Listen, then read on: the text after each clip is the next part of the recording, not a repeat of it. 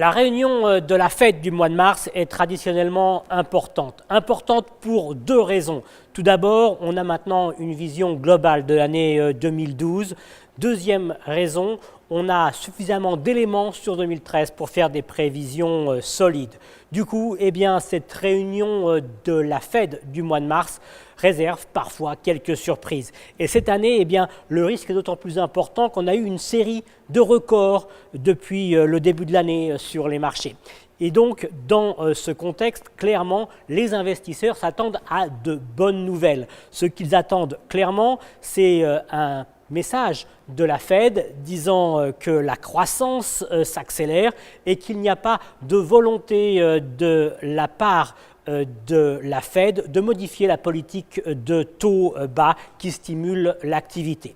Toutefois, il peut y avoir deux déceptions.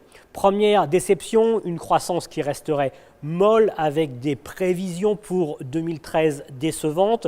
Deuxième déception possible, une croissance qui serait plus forte que prévu avec la remise en cause de la politique monétaire, le retour de l'inflation et une augmentation des taux plus rapide que prévu qui pourrait perturber l'équilibre économique et notamment perturber le secteur de l'immobilier.